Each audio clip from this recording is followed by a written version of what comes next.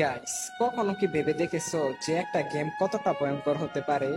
আজকের গল্পটা এমন একজন ছেলেকে নিয়ে, যে কিনা একটা সময় পড়ালেখায় খুবই ভালো ছিল, কিন্তু ফ্রি ফায়ারের নেশায় পড়ে সে তার জীবনের সব থেকে গুরুত্বপূর্ণ মুহূর্তগুলো হারিয়ে ফেলেছে।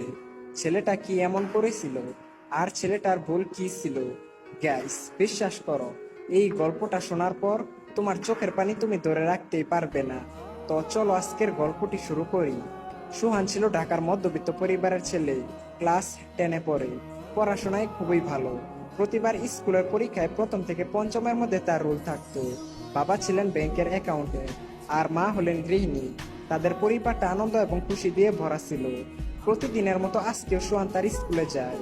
স্কুলের বন্ধু রিয়াদ এসে বলল, দোস্ত, তুই কি ফ্রি ফায়ার খেলিস? সুহান মাথা নাড়িয়ে বলল, না বন্ধু, এই গেমটার নাম অনেক শুনেছি, কিন্তু কখনোই খেলা হয় নাই। এরপর রিয়াদ সোহানকে বলল, আরে ভাই, এই গেমটা একবার খেললে তুই যে কোন দুনিয়াতে হারিয়ে যাবি সেটা তুই নিজেই বলতে পারবি না।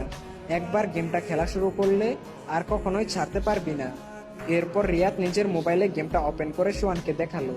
গেমের সুন্দর লবি, গুলি চালানোর আওয়াজ আর গ্রাফিক্স সব মিলিয়ে সোহানের ভিতরে গেমটা খেলার জন্য এক ধরনের উত্তেজনা সৃষ্টি হয়।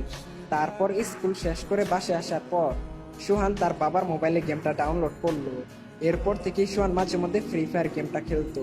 প্রতিদিন আধা ঘন্টা থেকে 1 ঘন্টার মতো গেমের দুনিয়াতে হারিয়ে যেত। শুরুর দিকে সোহান তেমন একটা ভালো খেলতে পারতো না, বারবার খালি মারা যেত। কিন্তু গেমের লবিতে দাঁড়িয়ে থেকে অপেক্ষা করা, টিম মেম্বারদের সাথে কথা বলা, এসব তাকে গেমের ভিতরেই ধরে রাখতো। সুহানের জীবন তখন অনেকটাই স্বাভাবিক ছিল।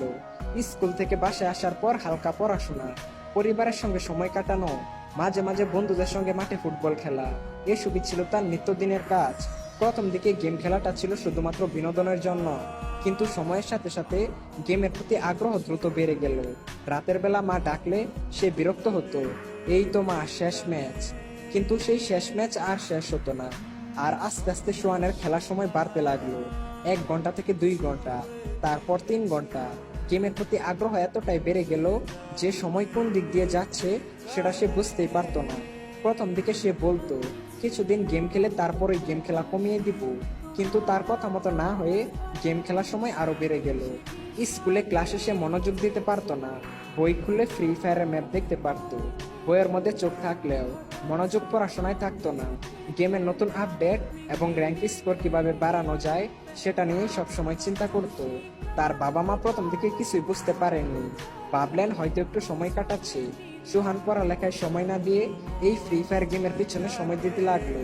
তার স্বপ্ন হয়ে উঠলো সে একদিন ফ্রি ফায়ার গেমটার মাধ্যমে অনেক বড় ইউটিউবার হবে এবং তার কাছে বিবেচও থাকবে, আর সবাই